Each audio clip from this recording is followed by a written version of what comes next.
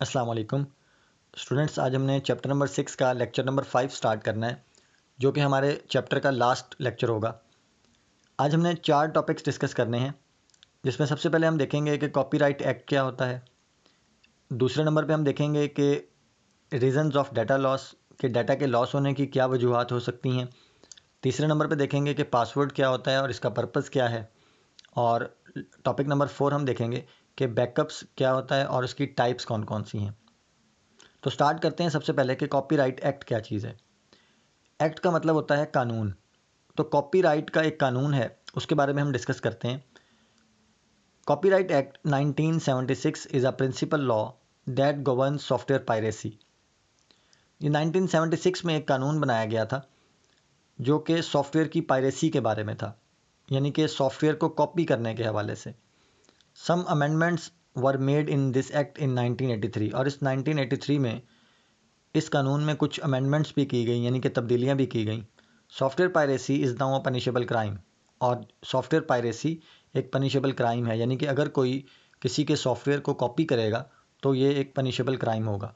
Copy करने का मतलब ये है कि अगर किसी ने एक सॉफ्टवेयर बना लिया है तो सेम उसी तरह का सॉफ्टवेयर कोई दूसरा नहीं बना सकता, क्योंकि जिसने उस सॉफ्टवेयर को बनाया है वही उस सॉफ्टवेयर को सेल कर सकता है और अपनी जो है इनकम कमा सकता है। इसके अलावा कोई दूसरा शख्स उस तरह का सॉफ्टवेयर बना के उसको सेल आउट नहीं कर सकता।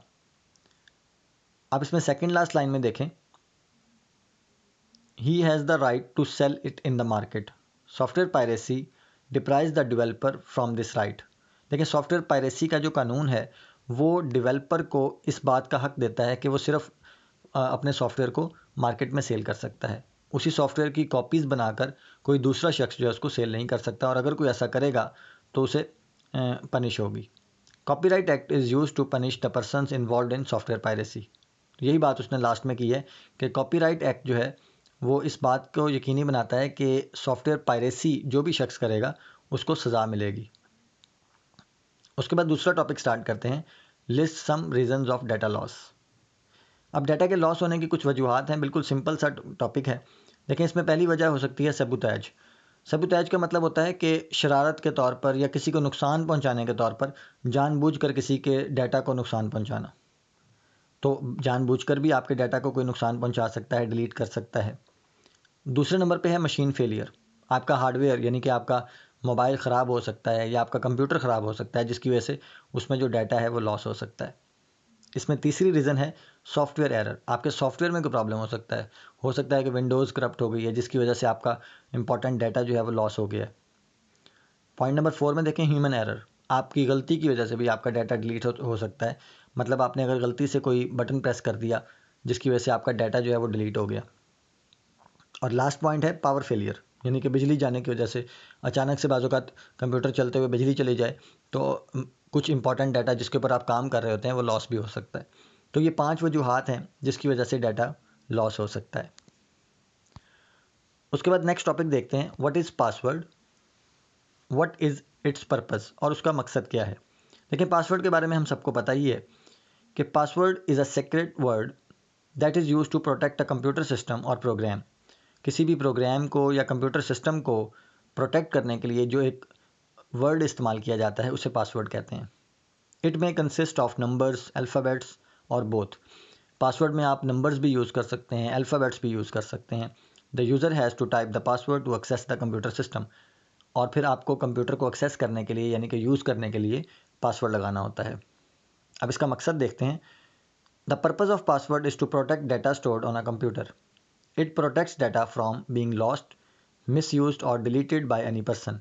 पासवर्ड जो है वो आपके डाटा को लॉस्ट होने से, मिसयूज़ होने से और डिलीट होने से बचाता है।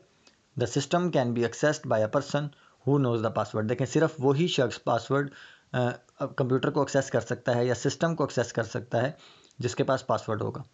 Password can be change only by authorised person, और पासवर्ड को चेंज भी सिर्फ वही कर सकता है जो ऑथोराइज्ड पर्सन होगा, यानी कि जिसको पासवर्ड पता होगा वही उस पासवर्ड को चेंज कर सकेगा। इसके अलावा कोई और पासवर्ड को चेंज नहीं कर सकता। एग्जाम्पल्स के तौर पे आप अपने मोबाइल पासवर्ड की एग्जाम्पल भी दे सकते हैं, कि जैसे कि आप मोबाइल में पासवर्ड लगाते हैं। यहाँ पर भी उसने एग्जाम्पल दी है, देखें, every computer provides an option for setting password. हर कंप्यूटर में, हर डिवाइस में पासवर्ड को सेट करने का ऑप्शन होता है। If the computer is protected with password it will ask for that password to log in. अगर आपने अपने कंप्यूटर को पासवर्ड लगाया हुआ है तो आप जब भी कंप्यूटर को ऑन करेंगे तो वो सबसे पहले आपको पासवर्ड मांगेगा। इस तरह से उसने दूसरी एग्जांपल ईमेल की दी है। आपका ईमेल अकाउंट है या आपका फेसबुक अकाउंट है, उसको ओपन करने के लिए भी आपको पासवर्ड की ज़रूरत होती है ताकि कोई और आपके फेसबुक अकाउंट को या ईमेल अकाउंट को ओपन ना कर सके। तो यहाँ पर आप कोई भी एग्जांपल, अपने कंप्यूटर की एग्जांपल, अपने मोबाइल की एग्जांपल भी दे सकते हैं। उसके बाद लास्ट टॉपिक देखते हैं, what is backup of data, कि डाटा का बैकअप क्या है। बैकअप के बारे में मैं आपको पहले भी बता चुका हूँ कि किसी भी डाटा की एडिशनल कॉपी जो होती है उसे बैकअप कहते हैं। यानी कि आपका कोई इंपॉर्टेंट डाटा है, उसको आपने उसकी एक एडिशनल कॉपी जो है अपने पास अलहदा से सेव कर ली, ताकि अगर खुदा न खास्ता आपका डाटा जो है वो लॉस हो जाता है तो कम से कम आपके पास उसकी एक एडिशनल कॉपी मौजूद हो। तो वो जो एडिशनल कॉपी है उसे बैकअप कहा जाता है। तो सबसे पहले बैकअप की जो प्रॉपर डेफिनेशन है वो देखते हैं। An additional copy of data और information stored on secondary storage media is called the backup of data. Secondary storage media यानी कि हार्ड डिस्क है या यूएसबी है, उसमें आप अपने डाटा की जो एडिशनल कॉपी सेव कर लेते हैं उसे बैकअप कहते हैं। सेकंड पैराग्राफ में देखें, the computer system can be damage due to many reasons, जो कि रीजंस हम पहले देख चुके हैं कि बहुत सी वजूहत हो सकती हैं कि आपका डाटा जो है वो लॉस हो सकता है। तो इसलिए ज़रूरी है कि आप एहतियातन अपने डाटा का जो है बैकअप रख लें ताकि ज़रूरत पड़ने पर आप उसको रिकवर कर सकें। ये पूरा पैराग्राफ आप रीड कर सकते हैं, इसमें वही तमाम चीज़ें लिखी हैं जो मैंने आपको बताई हैं। उसके पर्पज़ में देख लेते हैं कि बैकअप का पर्पज़ क्या हो सकता है। 6 पॉइंट्स लिखे हुए हैं। सबसे पहले देखें, लिखा है an important file can be deleted accidentally. अब बैकअप का पर्पज़ तो यही है कि हम क्यों उसका बैकअप रखते हैं किसी भी डाटा का, ताकि आपका इंपॉर्टेंट डाटा जो है वो एक्सीडेंटली डिलीट हो गया है तो आप उसको रिकवर कर सकें। The user may overwrite a part or whole of an existing file. बाज़ औक़ात आप गलती से किसी भी फाइल को ओवर राइट कर देते हैं। लेकिन फॉर एग्जांपल, एक फ़ोल्डर के अंदर एक फ़ाइल पड़ी हुई है, आप उसी नाम की एक और फाइल उस फोल्डर में जब डालेंगे तो वो पहले वाली फ़ाइल जो है वो ओवर राइट हो जाती है, यानी कि डिलीट हो जाती है। तो इस तरह से बाज़ औक़ात गलती से ऐसी मिस्टेक भी हो जाती है कि हम किसी भी फ़ाइल को ओवर राइट कर देते हैं। तो उस सूरत में भी हमारे पास ऑप्शन मौजूद होना चाहिए कि हमारे पास अगर एक एडिशनल कॉपी पड़ी होगी तो हमें प्रॉब्लम नहीं होगा। पॉइंट नंबर 3 देखें, मैकेनिकल फेलियर। आपके कंप्यूटर में मैकेनिकल फेलियर हो सकता है, आपका कंप्यूटर ख़राब हो सकता है। तो उस सूरत में भी आपके पास अगर यूएसबी में आपके डाटा की एडिशनल कॉपी पड़ी है तो आपको प्रॉब्लम नहीं होगा। और वायरस में damage the data stored on the computer. Virus भी आपके डाटा को डैमेज कर सकता है। पॉइंट नंबर 5 देखें, कंप्यूटर सिस्टम में भी stolen by anybody. Computer system जो है वो चोरी हो सकता है। पॉइंट नंबर 6 देखें, कंप्यूटर सिस्टम में भी डैमेज ड्यू टू फायर और पावर फेलियर।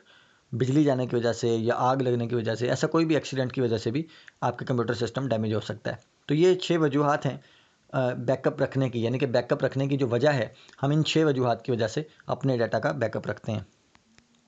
उसके बाद नीचे देखें, एक क्वेश्चन है, discuss different types of backup. Backup की 2 टाइप्स हैं, यानी कि बैकअप रखने के 2 तरीके हैं। एक का नाम है कंप्लीट बैकअप, एक है इंक्रीमेंटल बैकअप। कंप्लीट बैकअप का मतलब ये है कि आप डेली बेसिस पर जो भी काम कर रहे हैं वो उसका बैकअप, और उससे पिछले दिन आपने जो भी काम किए हैं वो तमाम बैकअप आप डेली बेसिस पर रखते हैं। देखिए इसकी डेफिनेशन में लिखा हुआ है, backup of all data on the hard disk is called complete backup. यानी कि आप अपनी कंप्लीट हार्ड डिस्क का बैकअप रख लेते हैं। इसकी एग्जांपल आप ऐसे ले सकते हैं कि पहले दिन आपने एक काम किया, उसका बैकअप रख लिया। दूसरे दिन आपने दूसरा काम किया तो आपने पहले और दूसरे दोनों दिन का बैकअप रख लिया। इसी तरह से जब आपने तीसरे दिन तीसरा काम किया तो आपने पहले 2 दिन का, पहला, दूसरा और तीसरा, तीनों का बैकअप रख लिया।